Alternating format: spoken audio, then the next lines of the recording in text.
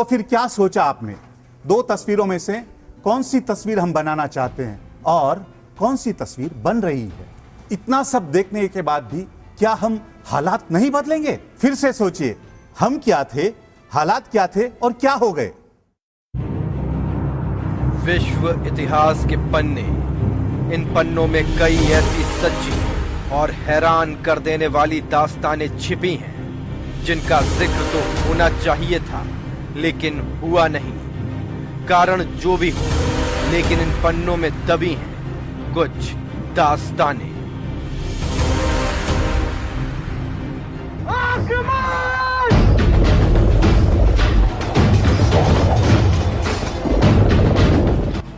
साल 1777, मैसूर साम्राज्य का चित्रदुर्ग किला, हैदराबाद का निजाम हमला बोल चुका था।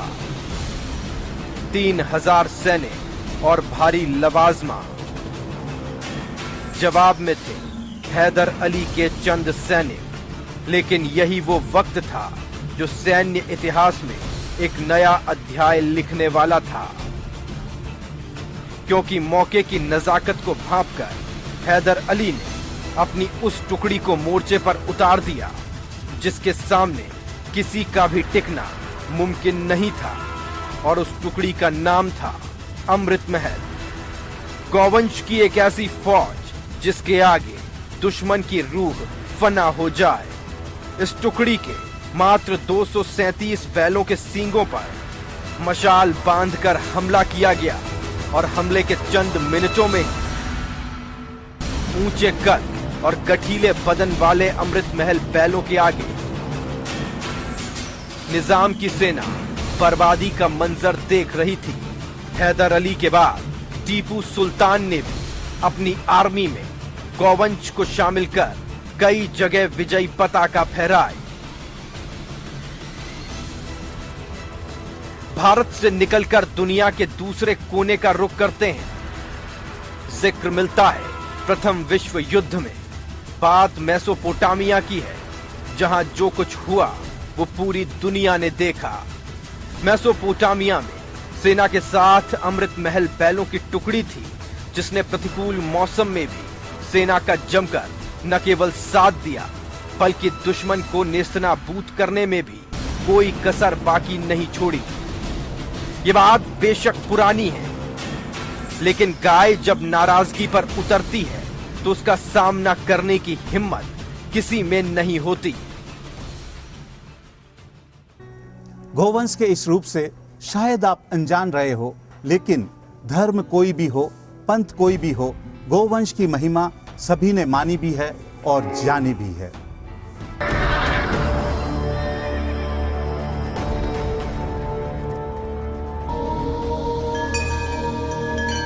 गावः स्वर्गस्य सोपान, गावः स्वर्गे अपि पूजिता, गावः कामदुहो दिव्यो नायन् किंचित स्मृतम्।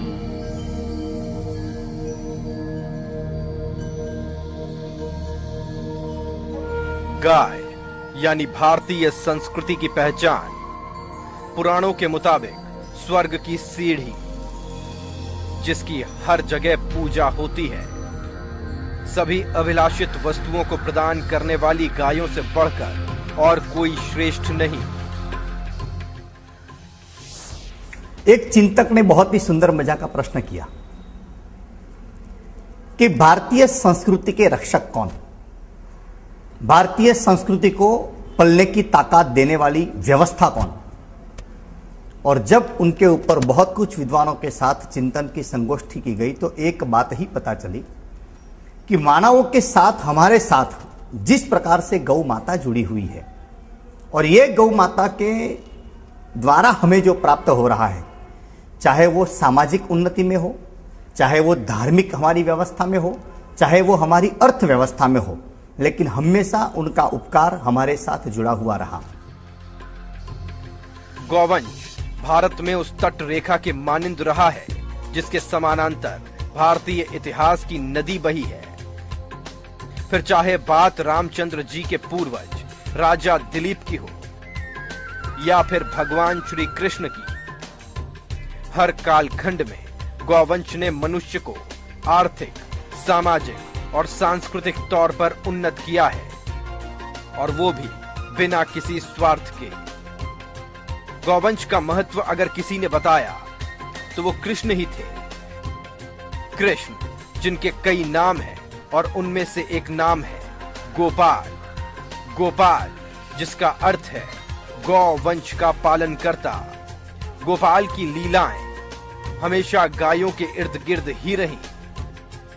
धरती पर प्रचलित हर धर्म और संप्रदाय ने गोवंश के महत्व को स्वीकार किया। पैगंबर मोहम्मद साहब ने साफ कहा कि गाय का दूध और घी सेहत के लिए जरूरी है, पर उसका मांस कतई नहीं। हदीस में भी इस बात का साफ जिक्र है। आदि तीर्थंकर भगवान ऋषभ देव का तो चिन्ह ही बैल था। भगवान महावीर ने भी गौवंश का महत्व संसार भर में फैलाया। वहीं गौतम बुद्ध और गुरु गोविंद सिंह भी गौ रक्षा के लिए लोगों को प्रेरित करते रहे। लेकिन इन सब के बाद भी वर्तमान युग में केवल धन को ही पूजा जाता है। पर अगर आर्थिक दृष्टि से देखा जाए तो गौ लक्ष्मी का स्वरूप ही है, जो हमसे कुछ लेती नहीं, सिर्फ देती है।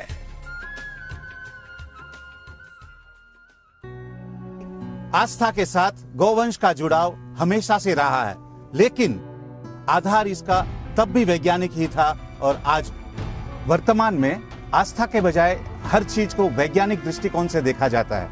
लेकिन गौवंश हर कौन से मानव जाति के लिए महत्वपूर्ण है।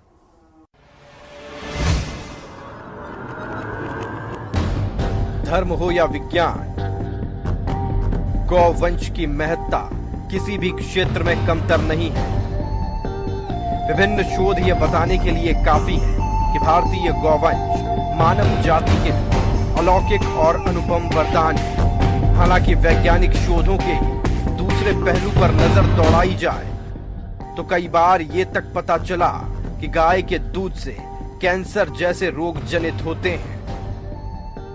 बेशक यकीन करना मुश्किल है, सच भी है, लेकिन सिर्फ आधा सच। इससे आगे का सच जानना भी जरूरी है, क्योंकि बहुत कम लोग ये जानते हैं कि दुनिया में दो तरह का गौवंश होता है।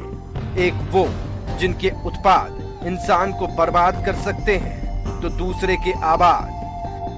पहला गौवंश A1 टाइप का है और दूसरा A2 टाइप। रिसर्च से यह साफ हो चुका है कि अधिकांश विदेशी गौवंश A1 टाइप हैं, जिनके उत्पाद नुकसानदेह हैं। ऑकलैंड की A2 कॉर्पोरेशन और साइंटिस्ट कोरिन लैक मैकने के मुताबिक A1 टाइप की गायों के दूध में बीटा कैसीन A1 होता है, जिससे हमारे शरीर में इंसुलिन ग्रोथ हार्मोन फैक्टर 1 का निर्माण तेजी से होने लगता है।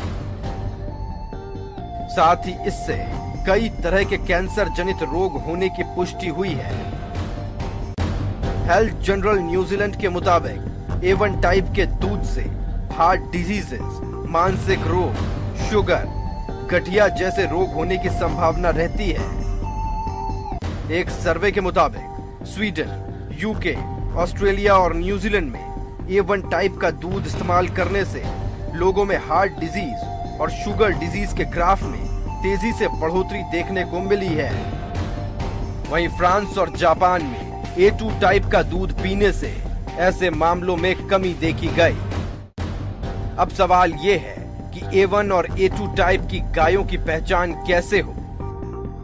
पश्चिमी वैज्ञानिकों के मुताबिक हॉलिस्टीन, रेड डेनिश और फ्रीजियन ब्रीड A1 टाइप की हैं, यानी विदेशी नस्ल की गाय A1 कैटेगरी की हैं, जो फायदेमंद कम और नुकसानदेह ज्यादा हैं। वही बात अगर A2 टाइप की गायों की करें तो दुनिया के लिए ऐसी गाय देने का श्रेय सिर्फ भारत को है, जिसे आज बहुत से देश समझने भी लगे हैं। ब्राजील, जिसके पास एक भी भारतीय नस्ल की गाय नहीं थी, उसी मुल्क में चंद भारतीय गायों को आयात कर आज ऐसी करीब 40 लाख गाय तैयार कर ली गई हैं, जिनमें से बहुत सी अब यूरोपीय देशों में निर्यात की जा रही हैं। आज 16 से ज्यादा पश्चिमी देशों में भारतीय गाय के आर्थिक महत्व के चलते लाखों की तादाद में पाला जा रहा है। भारतीय गौवंश का महत्व इस बात से भी साबित हो जाता है कि अकेले अमेरिका ने इन गायों पर रिसर्च के लिए 20,000 करोड़ खर्च किए हैं। वहीं दुनिया के दूसरे मुल्क भी भारतीय गौवंश पर न केवल रिसर्च कर रहे हैं, बल्कि भारतीय मूल की गायों से स्थानीय गायों की ब्रीडिंग करा रहे हैं ताकि उनकी गायों की नस्ल बेहतर की जा सके। अमेरिका और ब्रिटेन जैसे विकसित देशों में A2 टाइप गाय के दूध की डिमांड तेजी से बढ़ रही है, क्योंकि वहां के लोग इस बात को जान चुके हैं कि A1 टाइप का दूध उनकी सेहत के लिए ठीक नहीं। दूसरी तरफ हमारा देश है जहां अपनी नस्ल को बचाने और उसे उन्नत करने की बजाय विदेशी नस्ल यानी A1 टाइप गौवंश से क्रॉस ब्रीडिंग करवाई जा रही है। और यही वजह है कि ऐसा करने से हमारी भारतीय नस्ल बर्बाद होती जा रही है। गाय यानी एक पालतू, शाकाहारी और दुधारू पशु, ये हम सब जानते हैं, लेकिन क्या इतना जानना काफी है? शायद नहीं। गाय हमारे दैनिक जीवन में इससे कहीं ज्यादा महत्वपूर्ण है।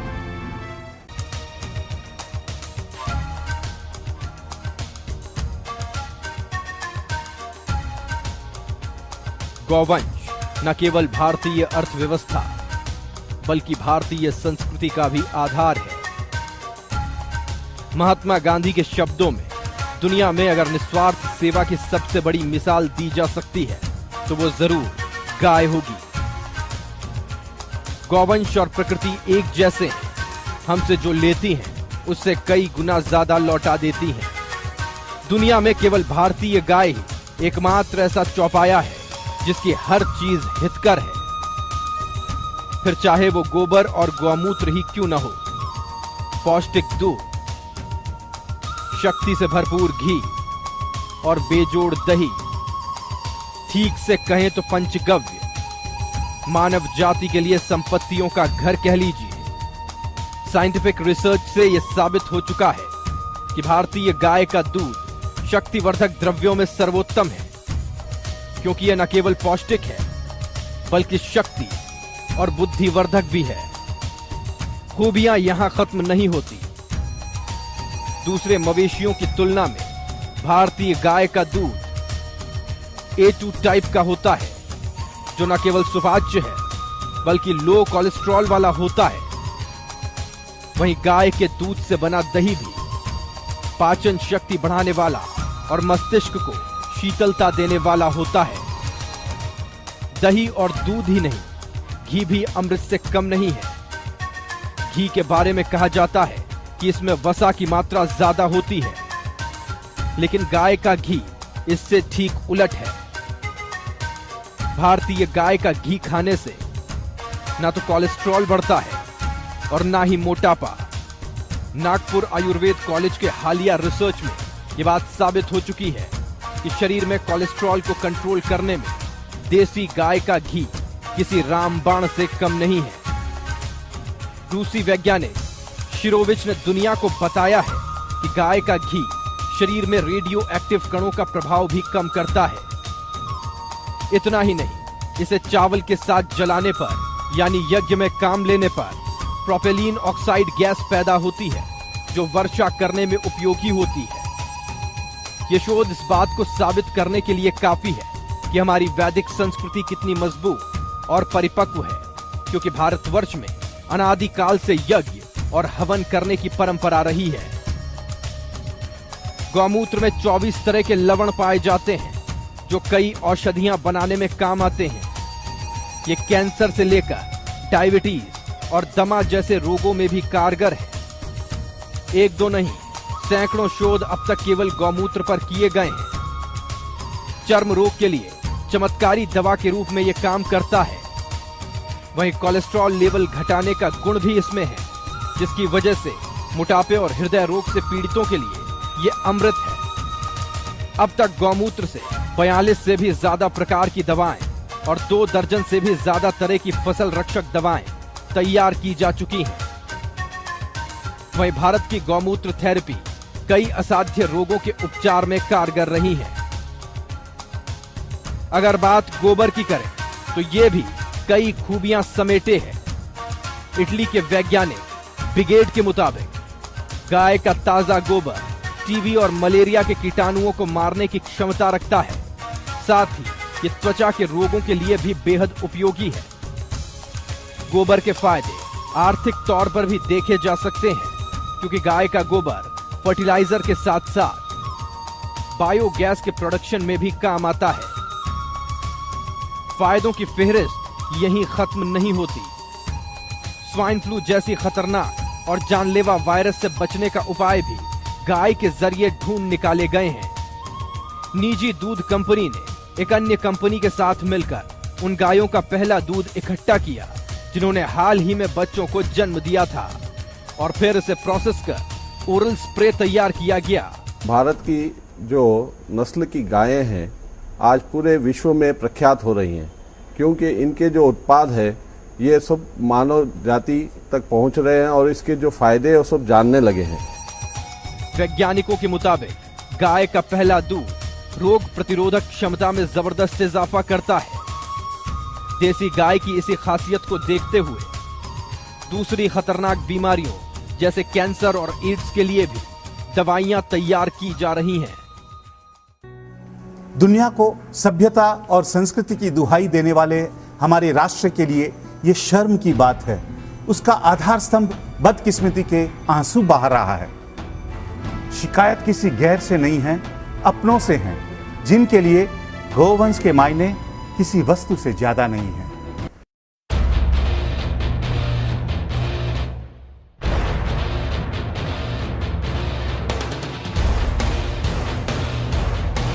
भारत में गौ हत्या रोकने को लेकर कई आंदोलन हुए, कई मुहिम चली।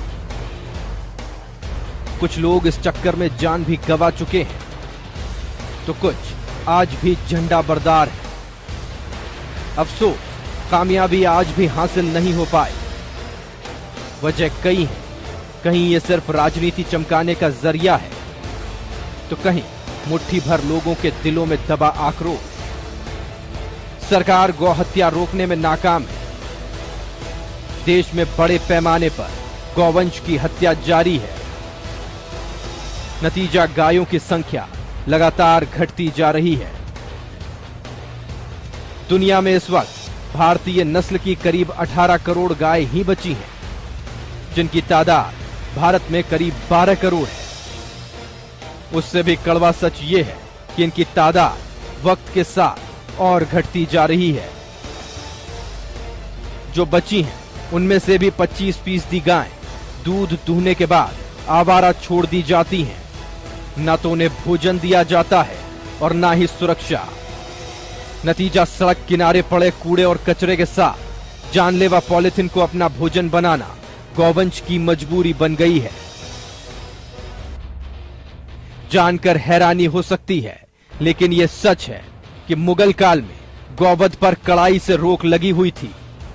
बाबर, हुमायूं से लेकर जहांगीर तक सब गौ हत्या के खिलाफ थे और दोषी पाए जाने पर सजा का प्रावधान भी था। दक्षिण के शासक हैदर अली के राज में गौ हत्या करने वाले के हाथ तक काटने के फरमान थे। लेकिन अंग्रेज क्या आए, गाय के लिए बुरे दिनों की जैसे शुरुआत हो गई और तब से लेकर आज तक इसमें कोई नरमी नहीं आई है, बल्कि आजाद हिंदुस्तान में तो इनकी संख्या और तेजी से घटी है। आजादी से अब तक गौवंश में 80% तक गिरावट आई है। भारत में आज़ादी के पूर्व लगभग 225 हमारे पास गौ नस्लें उपलब्ध थी, जो कि घटते घटते आज मात्र 32 पे आके रुक गई है। और उसमें भी 32 में से लगभग 4-5 जो है बिल्कुल एक्सटिंक्ट लेवल पे हैं, जो कि 6-8 हैं। और पूर्ण रूप से अगर सर्टिफाई करने जाते हैं तो हम लोग उसमें भी हमारे पास करेक्ट 100% प्योर वो देसी नस्ल की गाय उपलब्ध नहीं है। गायों के अस्तित्व पर संकट लाने में सबसे ज्यादा योगदान कत्ल खानों की बढ़ती तादाद का रहा है। अंग्रेजी हुकूमत के दौरान देश में 300 कत्लखाने थे, लेकिन आज ये आंकड़ा अब सिहरन पैदा करने वाला हो चुका है। 36,000 से भी ज्यादा कत्लखाने, जिनमें हर महीने 2 से 3 लाख गाय बेरहमी की भेंट चढ़ रही हैं। तो हर साल 20 लाख से ज्यादा गौवंश तस्करी के जरिए बांग्लादेश पहुंच रहा है। कामधेनु के कत्ल की कहानी में सबसे बड़ा रोल गौमांस यानी बीफ के निर्यात के द्वार खोलने का भी रहा है। हालात यही रहे तो वो दिन दूर नहीं जब गाय के खून से हाथ रंगने में हमारा स्थान सबसे ऊपर होगा। हालांकि ऐसा कतई नहीं है कि हमारे देश में इनका कत्लेआम कम होता है। यूपी, पश्चिम बंगाल, महाराष्ट्र और आंध्र प्रदेश के कत्लखानों में हर रोज हजारों की तादाद में गौकशी होती है। राजस्थान, गुजरात, मध्य प्रदेश, छत्तीसगढ़, उत्तर प्रदेश, हरियाणा और पंजाब, ये वो राज्य हैं जहां गाय के हत्यारों को सजा दिलाने के लिए सख्त कानून बना है। कुछ ढिलाई के साथ कानून देश भर के 24 राज्यों में लागू है। बात शर्म के समंदर में डुबोने वाली है कि पूर्वोत्तर, पश्चिम बंगाल और केरल ऐसे राज्य हैं जहां गौ माता सिर्फ कहने भर को है, क्योंकि यहां न गौवंश की हत्या पर रोक है और न ही गौमांस खाने पर। वैसे कमोबेश हर राज्य में गौवंश हर दिन बड़ी तादाद में कत्लखानों तक पहुंच रहा है, जो भारतवर्ष को शर्मसार करने वाला है। हमसे ठीक स्थिति क्यूबा और ईरान की है, जहां सालों से गौ हत्या पर सख्त कानून बना है। इन मुल्कों में बंजर हो चुकी भूमि को उपजाऊ बनाने में गाय का बड़ा योगदान रहा है। सीख ब्राजील से भी ली जा सकती है।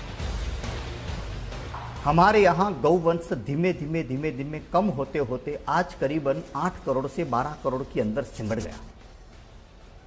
यहां हमारा नुकसान यह हुआ, यदि हम मात्र पर्यावरण के बेस पर देखें तो बारिश हमारे यहां कम हो गई, ठंड भी हमारे यहां कम हो गई, धूप हमारे यहां बढ़ गई, तो पानी की कमी आपो-आप हम सभी महसूस करने लगे।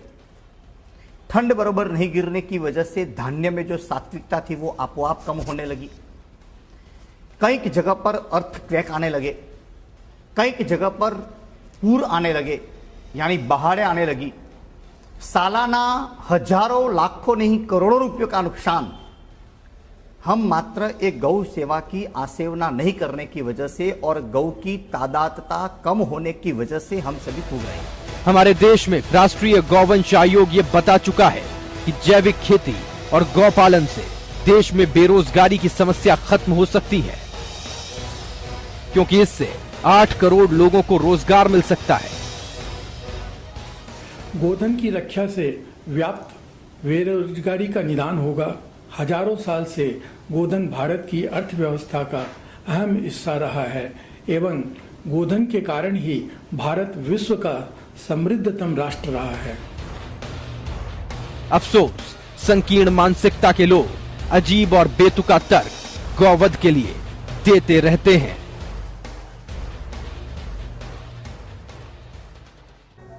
गाय जिंदगी की जंग में पिछड़ रही है, लेकिन ऐसा नहीं है कि गौवंश को बचाने के प्रयास नहीं हुए।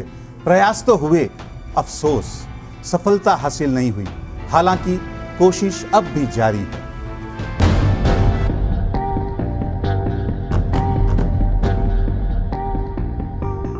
एक गाय की औसत आयु 22 से 25 साल होती है, जिसमें गाय अपनी उम्र के चौथे साल में दूध देना शुरू करती है और यह क्रम उसकी उम्र के 12 सालों तक जारी रहता है।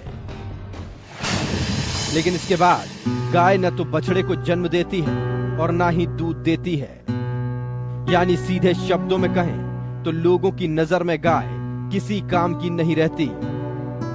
और यही वो वक्त होता है जब इसे कत्ल खानों के हवाले कर दिया जाता है। लेकिन यह भुला दिया जाता है कि गाय गोबर और गौमूत्र देना नहीं छोड़ती, जिनका इस्तेमाल न केवल औषधियों में हो सकता है बल्कि ऊर्जा के सबसे बड़े भंडार के रूप में भी काम आ सकता है। जरूरत है बस थोड़ी सी समझ की। यह समझ दुनिया भर में फैलाने का सबसे बड़ा काम किया है नागपुर के गौ विज्ञान अनुसंधान केंद्र ने, जिसके शोध के चलते कई लोगों तक गाय की उपयोगिता पहुंची है। इस केंद्र की रचनात्मक सोच और गाय के उत्पादों पर सटीक रिसर्च ने उपलब्धि की नई इबारत लिखी है। केंद्र गौमूत्र और गोबर से अब तक 42 से ज्यादा औषधियां बना चुका है, जो कैंसर जैसे रोगों के लिए भी कारगर है। इस संस्थान के रिसर्च का ही नतीजा है कि कल तक जो गोबर केवल जलाने के लिए काम में आता था, आज कई बीमारियों को ठीक कर रहा है।